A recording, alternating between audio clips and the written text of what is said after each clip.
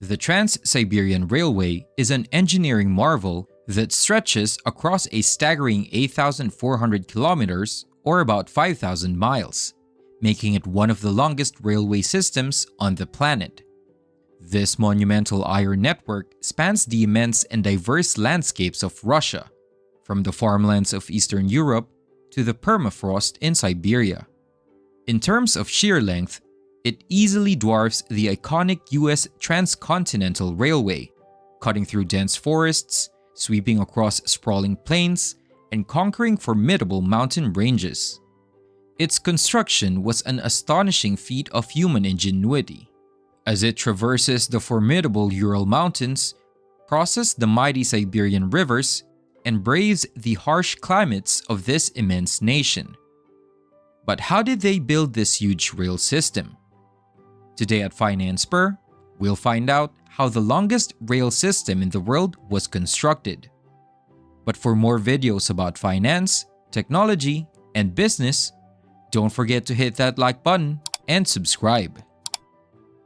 In the late 19th century, Siberia faced transportation challenges due to poor road networks and limited wheeled transport options, making rivers the primary means of travel for about 5 months each year. Steamboat shipping began on the River Ob in 1844 and expanded to the Yenisei, Lena, and Amur rivers in subsequent years. While Western Siberia had a well-developed river system, Eastern Siberia faced navigational challenges due to the direction of its rivers. Early railway proposals for Siberia emerged after the completion of the St. Petersburg-Moscow Railway in 1851. One significant project was the Irkutsk-Chita Railway, aimed at connecting Moscow to the Amur River and the Pacific Ocean. The governor of Siberia, Nikolai Muravyov-Amursky, supported this idea to advance Russian colonization of the Far East. However, the central government initially ignored these projects due to various reasons, including the weak Siberian economy and bureaucratic obstacles. By 1880, there was growing concern about the need to connect Siberia with central Russia, and the design process for the Trans-Siberian Railway began. The railway project was divided into 7 sections, with a possibility of involving 62,000 workers. Financial support from Baron Henry Hottinger, a leading European financier, helped fund the project, which ultimately cost less than anticipated. The railway was constructed outside existing cities to save costs and avoid conflicts with landowners. So how did they build the Trans-Siberian Railway? The construction of the Trans-Siberian Railway was nothing short of a monumental task. Unlike the favorable conditions that the builders of the US transcontinental railway enjoyed, the Russian project was against the backdrop of extreme challenges. Now, you may think it is just building on flat lands, as we can see on the map. But Russian weather was a real menace. As we can see in history, the Russian cold can stop invading armies in its tracks, and so does the development of the area.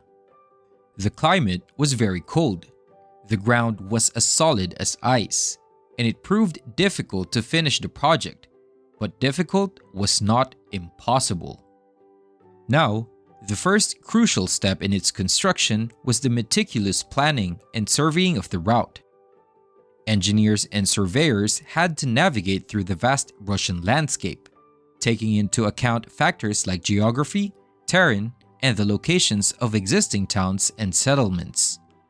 This stage of the project required extensive exploration and mapping to determine the optimal path that would link Moscow in the west to Vladivostok in the Pacific coast in the east.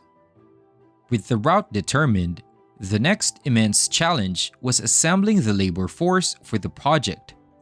The project demanded a massive labor force, with estimates ranging from 57,000 to roughly 200,000 workers.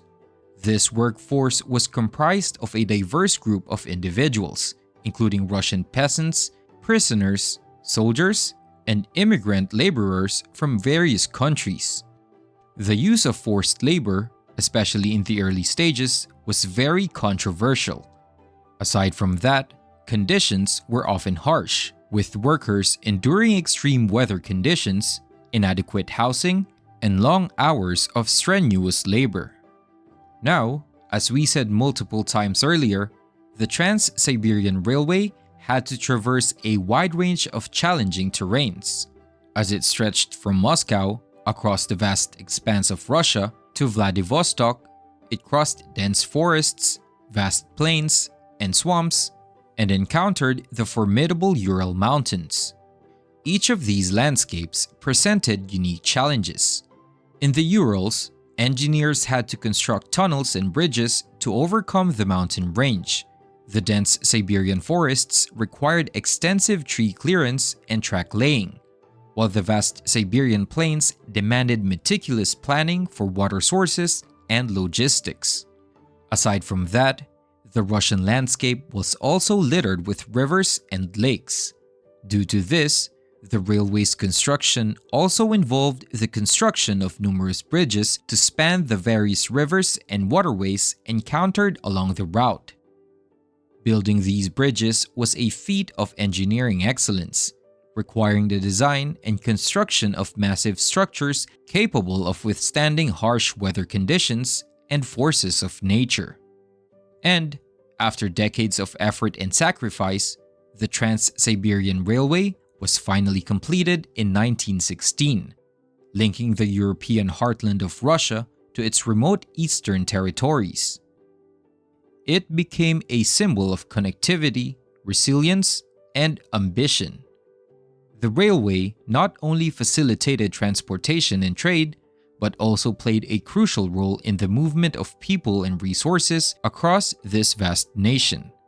It fostered economic growth and cultural exchange on an unprecedented scale, contributing significantly to the development of Siberia and the integration of Russia's diverse regions. The Trans-Siberian Railway was a model for human ingenuity. It has proven that harsh climates and difficult tasks and projects was possible to conquer. And with that, the next step was to the stars. Enter Elon Musk and his planned colonization of Mars. If you want to find out more, check out our other videos. But don't forget to subscribe and click that notify bell for more upcoming videos. For now, this is Finance Spur. Have a great day.